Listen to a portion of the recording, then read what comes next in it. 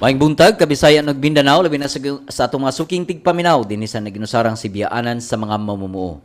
O kini ang programa sa kahanginan sa Ramon Abuetis Foundation Incorporated ang pagtuki. O kini yung lagad si Pagtuki Tats Samson, makiguban kaninyo sa usa ka oras ng pagpanuki sa mga issue nga may kalabutan sa kalambuan. Mga higala, Enero 31 karon, no, ang katapusang adlaw sa bulan sa Enero og ang ato ang programa karon or ato ang hot issue karon mo ang Pope Francis, Papa sa katawhan. Again, ang ato ang pagaisgutan karong buntaga mahigala, kabahin ni Pope Francis, no, ang Papa sa katawhan. Apan sa dili pa ta mo padayon, once again moingon ko kaninyong tanan nga maayong buntag, no, labi na gyud sa itong mga suki kayo nga mga tigpaminaw sa lain-laing isya nga lain-laing isla nga nagpalibot dinhi sa probinsya o isla sa Sugbo. So kaninyong tanan nga anaa dinha sa inyong tagsa ka radio sets nga naminaw karon, maayong buntag, no, pag-usab hinaot ako nga sa atong panag-uban, daghan tang mahibaw-an, daghan tang paambit mga higala, no, nga mga kasayuran kabahin, no, sa ato ang pagaisgutan, no, sa ato ang programa. So nining atong panag-uban, atong sayran, no, gikan sa ato ang mga bisita, akong introduce tagsa-tagsa, kuyugan ta ni Father Tito Suquinho, no, ang kasamtang Executive Director sa Santo Niño de Cebu Agustinian Social Development Foundation. Unya kuyugan usab ta sa mga nakasaksi gyud, no, nga sa pagbisita ni Pope Francis, no, sila si Miss April Galado, usa ni siya Catholic Support Representative, siya gyud mismo nakakita, no, personal ni Pope Francis dito sa Palo Leyte. Unya pod kuyugan pud ta ni Miss Monica Cañada, usa ni siya ka Finance and Treasury Analyst nga personally nakakita pud siya ni Pope Francis didto sa Manila, no. So nini nga to ang pagtuki, no, karon sa atong hot issue, si Pope Francis, no, further strengthened the faith of Filipinos during his apostolic visit last January 15 to 19, 2015. With the theme Mercy and Compassion, his apostolic visit was witnessed by a sea of people along the Papal Road, and during his masses, may it be in Manila or in Leyte, no. So makit-an gyud nato, no, ang kadaghan sa mga tao nga nisaksi, no, sa iyahang pagbisita unya panahon sa misa. The changing weather even did not dampen the spirits of the faithful who had come from all over the country, motivated by the chance to see a man coined as the People's Pope. And sa katapusan niyang misa, sa iyahang katapusang misa, sa iyahang pagbisita, grabe, no, ang gi-estimate, no, nga adunay 6 million people dito sa Rizal Park, no, nga ni break ni siya sa record nga gi-set pod sa ni Saint John Paul II sa iyang pagbisita in 1995. Kato gi-estimate nga 5 million ang ni-attend, but sa kang Pope Francis ni kabat gyud or sa ilahang pagbana-bana niabot og 6 million, no, sa katapusang misa nga gihimo dito sa Rizal Park. So Pope Francis' visit came after a series of calamities that affected thousands of lives in the country. Nga mao gyud nakapa-aghat niya, no, sa pagbisita mga higala dinhi sa Pilipinas tungod kay sa kalamidad nga atong na tagamtam, no, nga diin nikalas kini og daghang kinabuhi og mga propiedad, no. So mao gyud toy naka-fact base sa mga balita ug sa mga istorya nga ato pag unta tong tuig 2014 siya moanhi. So apan tungod siguro sad sa kadaghan nga iyang mga kalihukan nga iyang atimanon, mao to nga nahimo karon ng tuiga, no, atong January 15 to 19. So daghang kinabuhi, no, nga na-touch, no, by the concern and hope that the Pope brought, no, from the street children to even the followers of non-Christian religions. nga nakatandog yun sa ilahang kinabuhi. Daghan kayo, no? Makatoliko ka man o dili, daghan yung natandog, no? Ang pagbisita ni Pope Francis. Ang pangutana mga higala, alam kanimo, what is the message of Pope Francis visit? Did his visit affect you in one way or another? So ato nang sayran mga higala gikan sa ato ang mga bisita unya, no, nga atong hinabion sa ilahang encounter ni Pope Francis mga higala. So atong kamudiha, no, nga naminaw karon ang atong mga suki kaninyo sad unsa man say mensahe para pod ninyo sa iyang pagbisita. Unya maski wa ko tuod ta nakakita personally apan nakatandog basad kini nato, no, isip mga Pilipino, labi na gyud sa atong mga church leaders nga nahibaw-an nato, no, nga lahi gyud kaayo ang approach, lahi ang iyahang kinaiya, no, nga gipakita ni Pope Francis, no, being the church leader, no, sa Catholic Church, nga gipakita nga angay natong i-emulate labi na gyud sa atong mga church leaders, no, ug kita nga mga yano nga mga tao diha sa ato ang inadlaw-adlaw nga pagkinabuhi mahigala, no. Grabe kaayo ang iyahang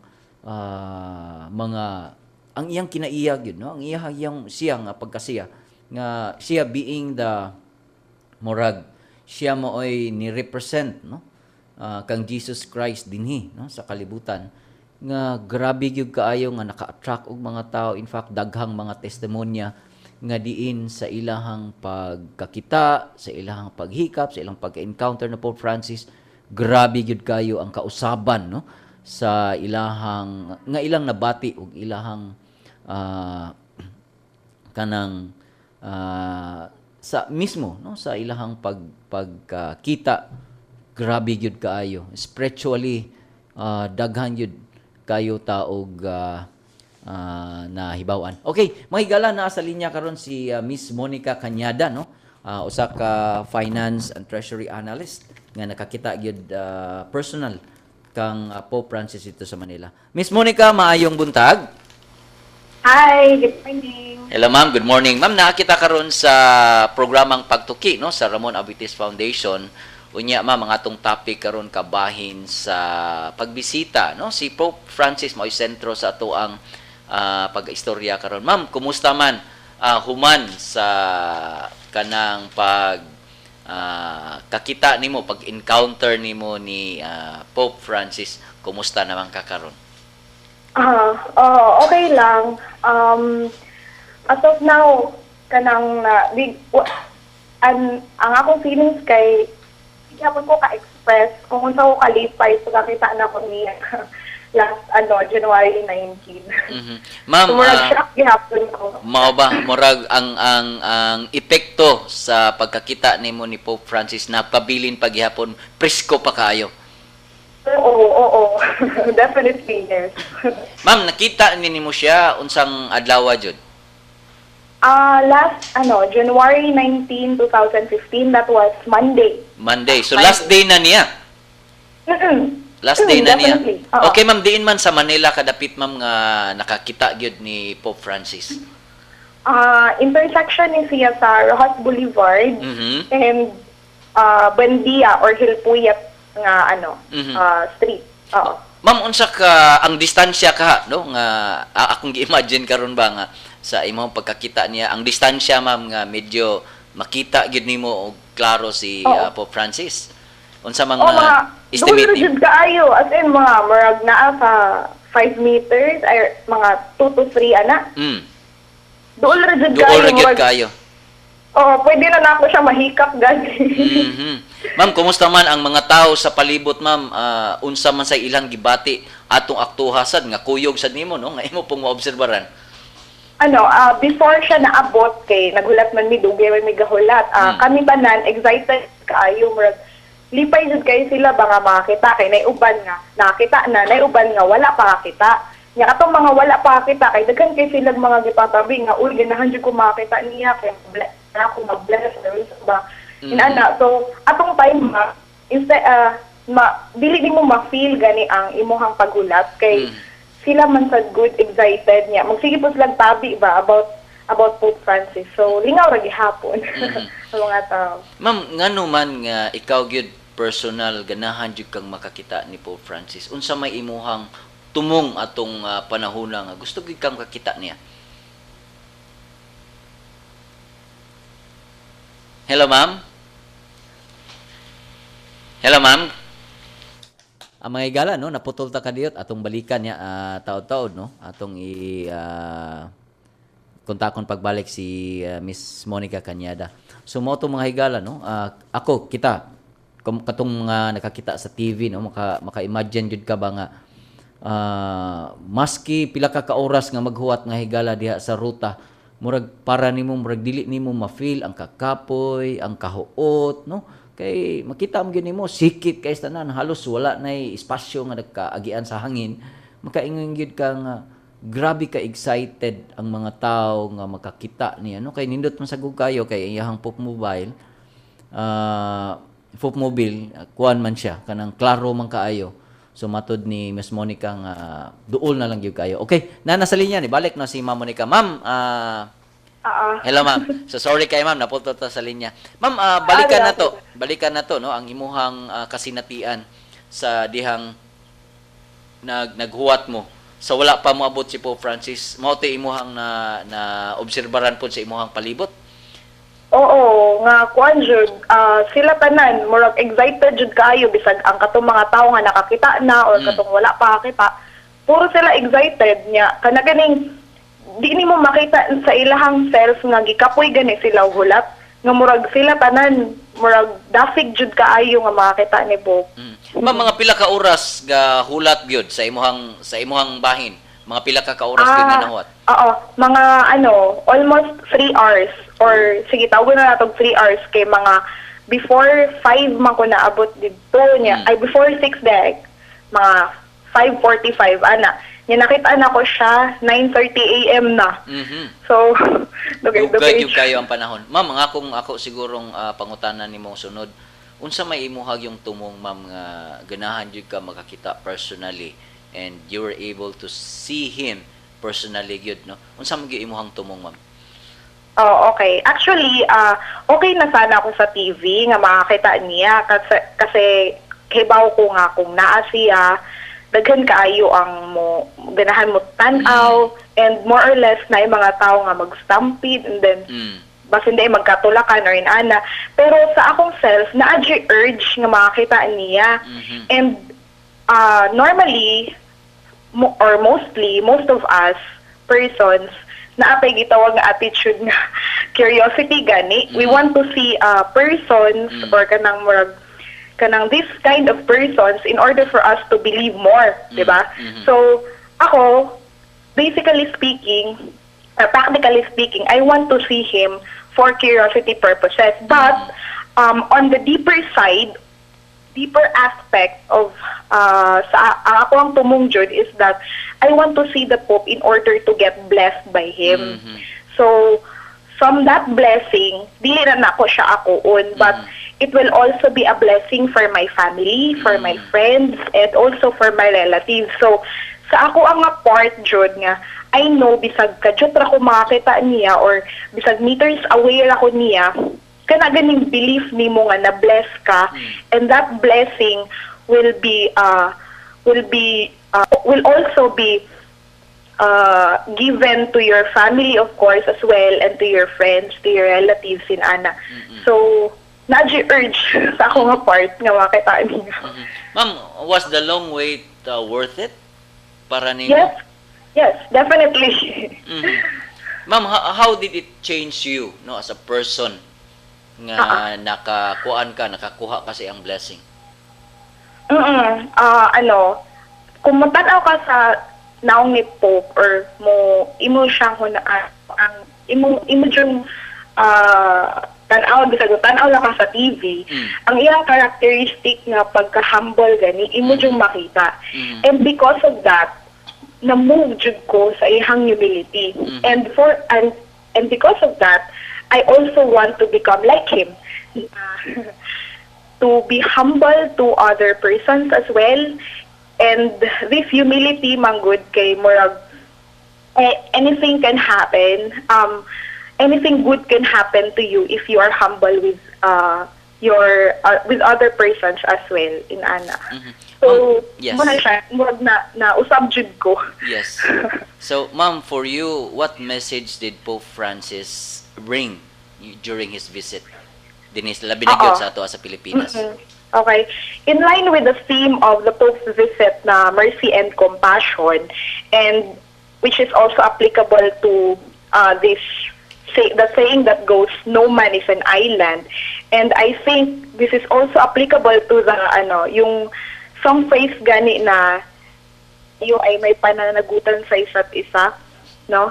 We as Christian believers should take the first step in helping others. And I believe na helping others is really one of our duty and responsibility as a Christian believer. And these others, I say, those who are poor, not only in the financial aspect na side, but also those who are socially poor, those who are emotionally poor, those who are marginalized, and yung mga tao na nangangailangan ng hustisya. So, yun. Pope Francis is telling us that we have to be aware that we should take our part also in making others attain their needs too. And for me, this is a great challenge for us Filipinos because we have to take vision. We have to take the vision of Pope Francis in effect in order for other countries to be inspired in doing this act as well. And also, for me, giving or the act of giving or the act of helping others comes from within. And this urge to help comes from the Holy Spirit or comes from the blessing from which Pope Francis had given us from his visit here in the Philippines. So we have to use this blessing that Pope Francis has given us in order to inspire other people, in order for us to help other people, and in order for our community to improve and our nation to improve as well. Yes, ma'am. Ma'am, as a leader, no, makakita man gyud ta nga naa man gyud siya yung mga characteristic or qualities of a leader ba. Para nimo ma'am, unsa man kahay kinikahang iyahang mga qualities of a leader, pwede ka ni siyang kuan pod masunod pod sa atong mga local leaders naa ka man sa gobyerno o sa kuan. Yes, ma'am. I believe yes, because we as humans, manggod, if we see this person or if we see this influential person to do this act, other persons may also do this act as well. So, kung nalang mga ganing urge from us, because it comes from us man sa good, na to become like him, also we have to do what he also does. And I believe na kaya na nato as Christian believers. Yan. Yeah. Ma'am, sa ang imog yung nakita no nga kinaiya no or characteristic ni Pope Francis ang pagkabiing humble man gyud. Ma'am, unsay mga nahibaw-an nimo nga mga buhat no ni Pope Francis nga pakita no sa iyang pagka-humble. Ini mga nahibaw-an nimo sa iyang mga gibuhat sa iyang day-to-day nga kinabuhi. Labi na gyud nga siya mo'y pinakataas nga leader karon sa simbahan. Oo, kana ganing ang iyang lifestyle. Instead nga ato siya sa mamahalin nga place nga mo stay, naa siya dito sa hotel, murag cheap hotel for him to stay because okay ra niya. And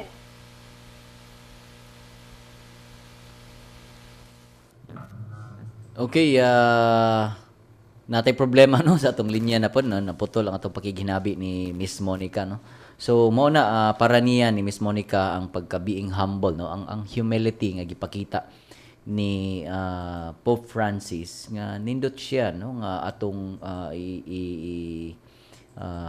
makatunan no sa atong kinabuhi mga higala. Labi na gyud no sa atong mga leaders no. sa tanan, no? Sa iyang pagka-leader. Naa ka man sa gobyerno, sa pribado, sa simbahan ka man o unsa. Nindot kayo, no, ang iyang mga kiniiya nga gipakita. Diin ang pagka-humble niya. Matud pa ni Miss Monica nga kana, no, ang pagpuyo og dili kayo mahalon, no, nga mga puy-anan. Yes, Ma'am Monica? Yes, ma'am. Ma'am, sorry kayo, naputo na punta. Anyway, ma'am, kadto ang iyahang mga buhat, no, ni Pope Francis sa iyahang pagka-humble sa imuhang mga nahibaw-an, ma'am, unsa man ang iyahang mga gibuhat sa iyahang day-to-day sa iyahang kinabuhi. Humble. Example is his lifestyle na one example is his lifestyle kana ganing di ba ni atura siya ni puyo sa usa ka cheap hotel or I mean wala siya dito sa di ba kasagaran sa mga pope anha man jud mo stay sa mamahalin nga hotel for him to leave. Ya karon siya sa iyang part wala siya nangitaw yun ana luxurious things that only those things na feeling niya okay lang and makaya.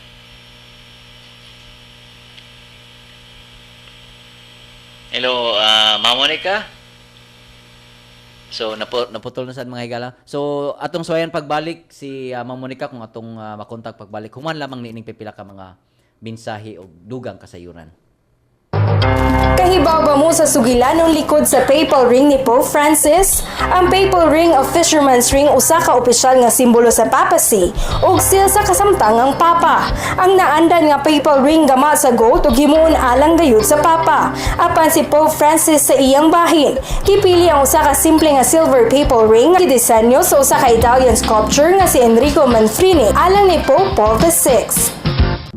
Maayong buntag. Aniya ang mga pinakauwahing kalihukan o panghitabo sa Ramon Aboitiz Foundation Incorporated. Napulo kalungsod sa habagatan o gamihan ng kalungsuran sa Sugbo. Ang patukuran og lawak tunghaan resulta sa panagtambayayong sa Ramon Aboitiz Foundation Incorporated kun Rafi ug pangagamhanan sa probinsya sa Sugbo. Kini human giaprubahan sa Hunta Probinsyal ang resolusyon ni Provincial Board Member Peter John Calderon ni atong Lunes nga nagtugod ni Gobernador Hilario Davide III sa pagpirma og kasabutan tali si Rafi alang sa maong proyekto. Ang mga lungsod nga makabenepisyo sa maong proyekto mao ang mga lungsod sa Catmon, San Fernando, Compostela, Daan Bantayan, Barile, Carmen, Madridejos, Sugod, Santa Fe ug San Remigio. Ang mga lungsod nga tukuran og bagong tunghaan mao'y mohatag sa institutional, technical ug operational support sa pagpatuman sa proyekto. Gikatakda nga ipahigayon ang MOA signing sa maong proyekto karong Biyernes, Pebrero 6. Ug mao kini ang itabo karong semana sa Ramon Aboitiz Foundation Incorporated. Kini si Pagtuki Roxanne, maayong buntag. Usa ka ba kananay nga adunay negosyo o ganahan nga mas mapalambo pa kini? Apil na sa microfinance nga programa sa Ramon Aboitiz Foundation Incorporated kun Rafi ug pahimusli ang iyang gitanya ga production loan, savings ug microinsurance. Alang sa dugang kasayuran 49996. Mahimo sab mo tax sa 092855938858. Rafi Microfinance ang inyong kaabag sa responsableng patigayon alang sa kalambuan. Eduardo J. Aboitiz Cancer Center kon EJAC sa programa po sa Ramon Aboitiz Foundation Incorporated naglihok sa sayong pagmatikot sa cancer alang sa dugang kasayuran tawag sa 254-6351. Okay, balik ta mga higala, no. Amo mong gidapit, no, sa pagpadangat sa inyong mensahe. Una sa atong Facebook, ang atong pangutana dito, for you, what message did Pope Francis bring during his visit, no? So, pwede ninyong i-post ang inyong mga mensahe ug ato kining basahon on air. Nining ato ang programa o baka pinagi sa ato ang pagtuki landline, no? Mao kini ang mga numero 256-1679 o baka sa 255-5754. Again, ang ato ang pagtuki landline 256-1679 o baka sa 255-5754. Kana kung buot mong mo padangat sa inyong mensahe may gala og sud sa ato ang programa, no, unya na kay chance nga maimo ang limited edition pagtuki t-shirt mga higala. So amo mong giawhag sa pagtawag o baka pagpadangat sa inyong mga mensahe haron atong mabasa no dinhi sud sa ato ang programa. Ug ato ang pagtuki mobile, ang atong numero 0932-848-7293. Again, 0932-848-7293. Diin inyong mapadagat ang mensahe kabahin no sa ato ang pagaisgutan o ganahan tamo interact no sa ato ang mga bisita, mga higala. So amo mong giawag. Anyway, si Ma'am Monica no atong balikan. Yes, Ma'am Monica.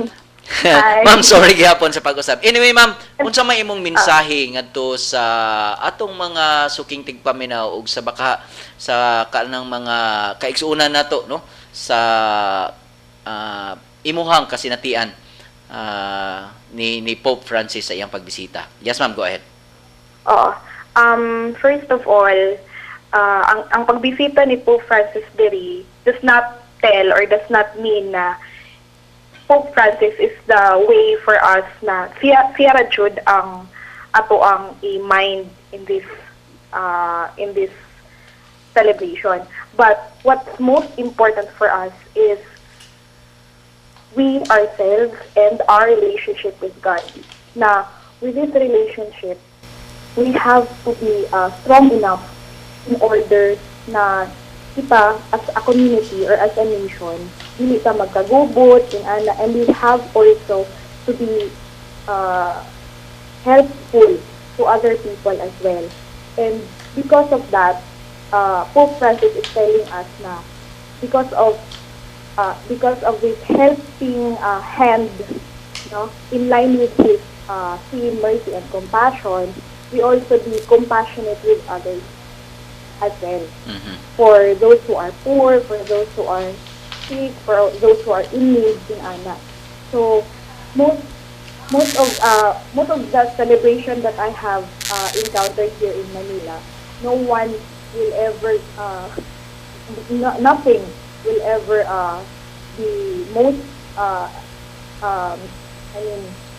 wala dyan mas mo labaw pa sa celebration pag abot diri ni Pope Francis, because nakita dyan na ako ang Catholic citizens, the Christian believers, all of them are very tawag ani mag-cooperative gani sa tanan.